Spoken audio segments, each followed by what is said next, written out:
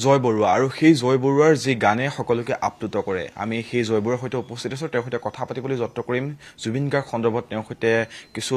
কথা আমি পাতিবলৈ যত্ন কৰিম যিহেতু নিউজ 18 অসম নৰ্থ ইষ্টে জুবিন গাৰ্গক সুঁৱৰি জুবিন গাৰ্গলৈ শ্ৰদ্ধা জনাই একে বিশেষ সংগীতানুষ্ঠানৰ আয়োজন কৰিছে আজি কলাক্ষেত্ৰৰ বাকৰিত সন্ধিয়াৰ পৰা আৰম্ভ হ'ব বিশেষ অনুষ্ঠানৰ সেই অনুষ্ঠানত অংশগ্ৰহণ কৰিব জয় বৰুৱা আমি তেওঁৰ সৈতে কিছু কথা পাতিম দাদা প্ৰথমে আপোনাক স্বাগতম জনাইছোঁ নমস্কাৰ থেংক ইউ আজি নিউজ 18ৰ এখন কনচাৰ্টলৈ আহিছোঁ আৰু মোৰ যিটো অনুমান মোৰ যিটো লাগিছে এইখনে প্ৰথম জুবিনৰ ট্ৰিবিউট কনচাৰ্ট হ'ব ধুনীয়াকৈ অৰ্গেনাইজ হৈছে যোৱাকালি আমাৰ ৰিহাৰ্চেলছ হ'ল জুবিনৰ অৰিজিনেল বেণ্ড প্ৰিয়াংকু দীপকেশ আছিলে ৰাতি আমাক লগ পাবলৈ বুলবুল দাও আহিলে বুলবুল দাই কৈছে কালি জুবিনৰ লগত 18 বছৰ বজাইছে আৰু সংগীতৰ জেগাত কিন্তু সেয়া জুবিনবিহীন অসম আৰু মোৰ নিজৰ দাদাৰ নিচিনা আছিল বন্ধু আছিল দাদাও আছিল বহুতখিনি স্মৃতি আছে কথা বতৰা খং হেৰি গোটেইখিনি দেখিছোঁ আমাৰ ভালকৈ তৰ্ক হৈছে বহুত বিষয়ত বেলেগ ধৰণৰ তৰ্ক হৈছে কিন্তু আৰু তৰ্ক বিতৰ্ক কথাত তাৰ লগত হয় যাৰ লগত সংস্পৰ্শ থাকে যাৰ লগত নাথাকে তাৰ লগত বৰ বিশেষ একো কথা ভবা নাযায় আৰু ভবা নাছিলোঁ যে ইমান সোনকালে জুবিনৰ কাৰণে এই ধৰণে গান গাব লাগিব বুলি আৰু আজি চিনেমাখন ৰিলিজ হ'ল ৰৈ ৰৈ বিনালে তাত এটা ধুনীয়া ৰেগে গান এটা আছে সেইটো আমি একেলগে গোৱা কথা আছিলে আজি জুবিন নাই আৰু সেয়া পাপনে মই গাব লগা হ'ল আজি মোক যদি সোধে একদম ইটছ আ মিক্সড ফিলিং কেইবাখনো কনচাৰ্ট একেলগে হ'ব আজি কালি নৱেম্বৰ 18 তাৰিখে 19 তাৰিখে আৰু প্ৰায় 5-6খন কনচাৰ্ট আছে গোটেইকেইখনতে গাম কিন্তু এই ধৰণে যে গাবলৈ আহিব লাগিব এইটো ভবা নাছিলোঁ আৰু ভগৱানে জুবিন য'তে আছে ভালকৈ ৰাখক আৰু মই ক'ব খোজোঁ এইটো মাধ্যমত যে Zubeen as a human being as a tangible হেৰি তেখেত আমাৰ মাজত নাই কিন্তু তেওঁৰ চিন্তা তেওঁৰ সংগীত তেওঁ যিখিনি কাম কৰিছিলে সেইখিনি চিৰস্থায়ী সদায় হৈ থাকিব মই ভাবোঁ আমাৰ আৰ্টিষ্টসকলে আমাৰ মিউজিচিয়ানসকলে সেইখিনি ভাবি আগবাঢ়িব লাগে ফিজিকেল ফৰ্মতে নাই জুবিন কিন্তু মিউজিকেল ফৰ্মত এটা আইডিয়েটিক ফৰ্মত এটা আৰ্টিষ্টিক লেভেল সদায় থাকিব আৰু জুবিনে ভাল কাম কৰি দেখুৱাইছিলে সকলোকে আমি সেইটো শিকিব লাগিব আৰু জুবিনৰ যোনখিনি অনুৰাগী আছে এইটো বুজিব লাগিব যে জুবিনৰ গানখিনি মানুহে ভালকৈ গাওক আৰু জুবিনক ভাবি মানুহে নতুন গান সৃষ্টি কৰক পৃথিৱীত তেওঁলোকে সদায় নতুন বস্তু শুনি ভাল পায় লোকৰ হ'লেও তেওঁলোকে এজন বেলেগ আৰ্টিষ্টক ৰেচপেক্ট কৰে যেতিয়া সেই আৰ্টিষ্টজনে এটা অৰিজিনেলিটি লৈ আহে আমি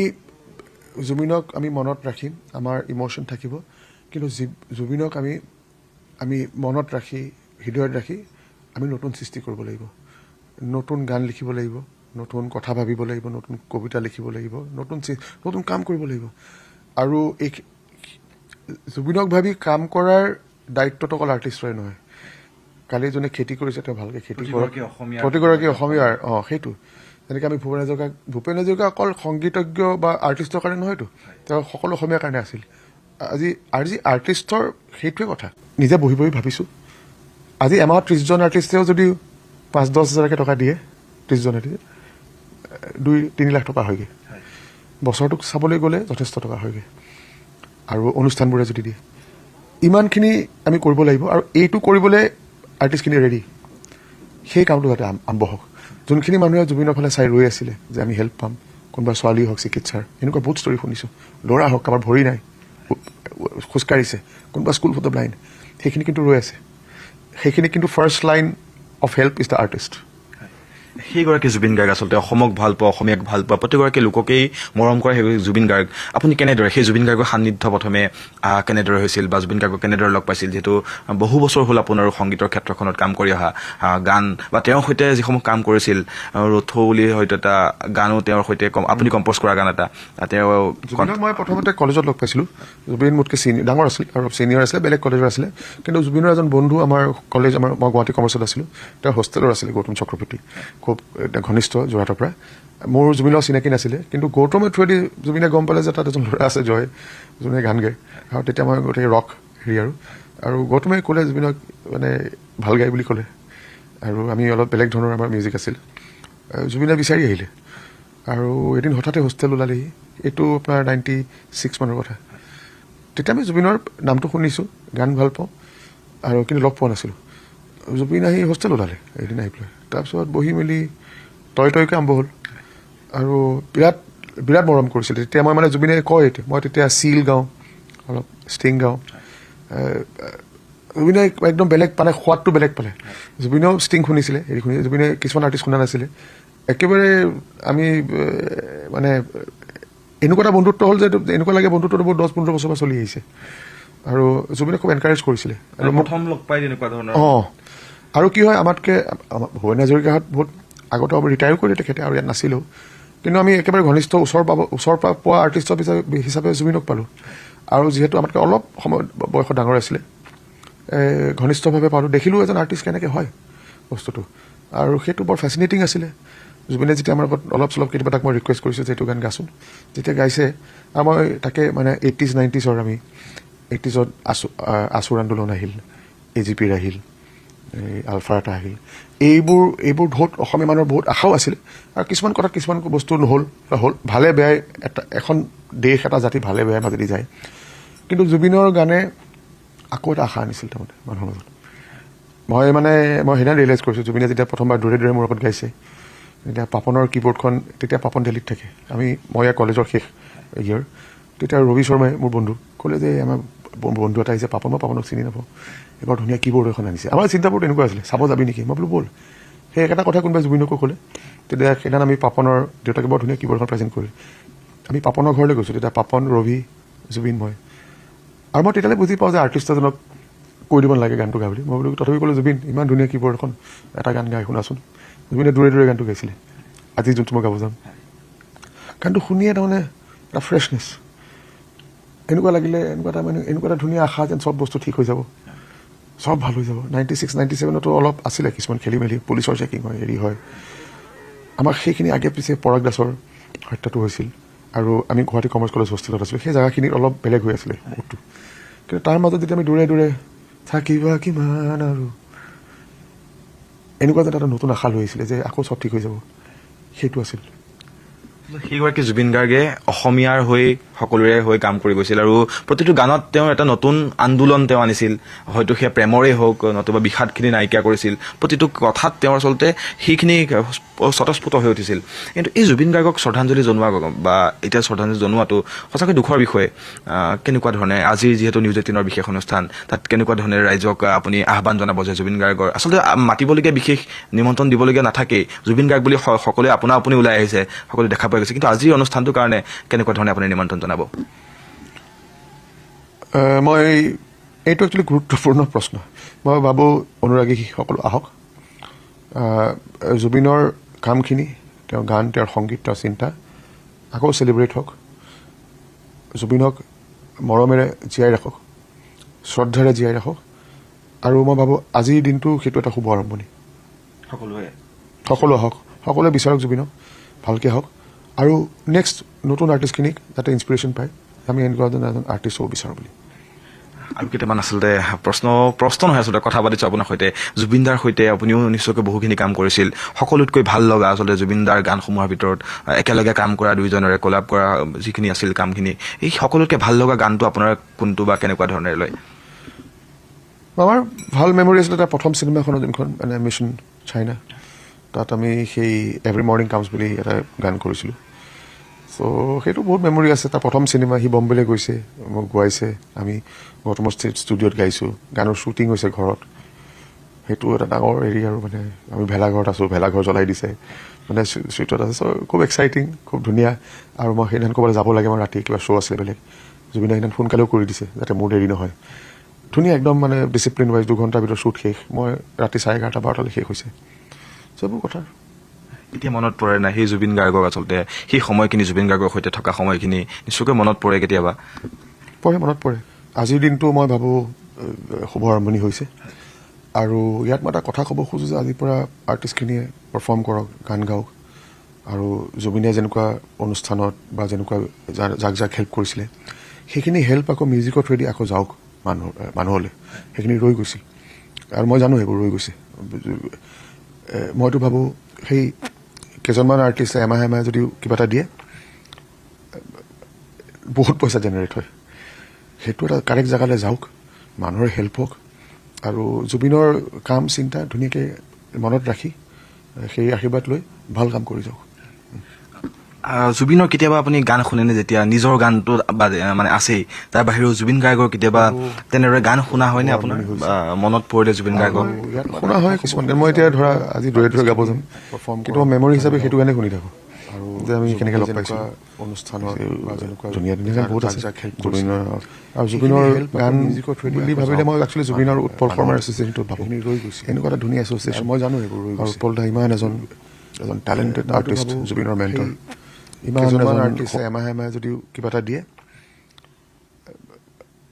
বহুত পইচা জেনেৰেট হয়। সেইটো এটা কাৰেক্ট জেগালৈ যাওক, মানুহৰ হেল্প হওক, আৰু জুবিনৰ কাম চিন্তা ধুনীয়াকৈ মনত ৰাখি সেই আশীৰ্বাদ লৈ ভাল কাম কৰি যাওক। জুবিনৰ কেতিয়াবা আপুনি গান শুনেনে, যেতিয়া নিজৰ গানটো মানে আছেই, তাৰ বাহিৰেও জুবিন গাৰ্গৰ কেতিয়াবা তেনেদৰে গান শুনা হয়নে আপোনাৰ? বা মনত পৰিলে জুবিন গাৰ্গৰ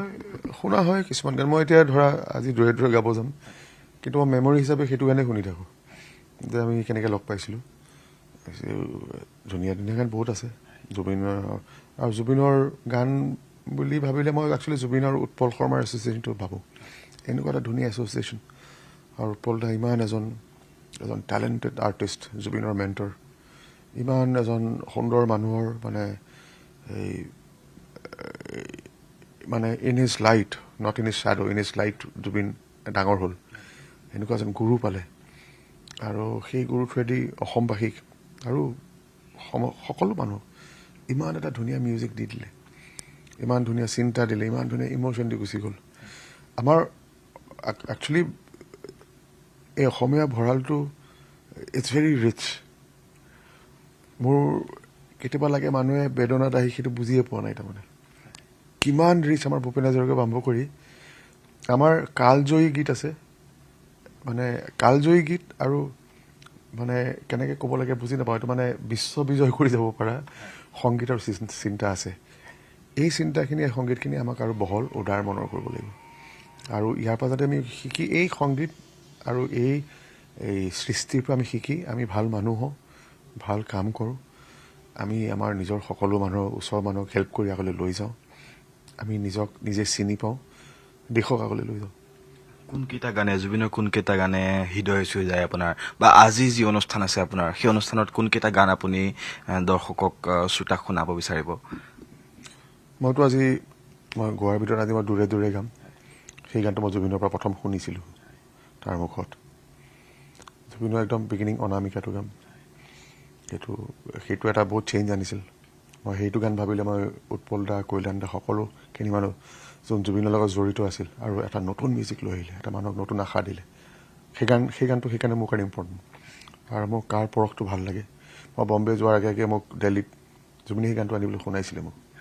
মই বোলো ৱাও, এনেকুৱা ধুনীয়া বস্তু বনাইছে। মই এই তিনিটা গাম। আৰু জুবিনৰ শুনিলে মই দূৰে দূৰেটো শুনি থাকোঁ মাজে মাজে, আৰু মই গানে কি আনেতো শুনো। কাৰণে সেইদিনা উৎপল দাৰ লগত কথা হৈছিল। উৎপল দাই মানে কৈছিলে যে গানে কি আনে জুবিনক এটা ধৰণে বুজাব খুজিছিলে। মানে গানে কি আনে সেই বস্তুটো জুবিনৰ এটা কনভাৰ্চেশ্যন হৈছিলে।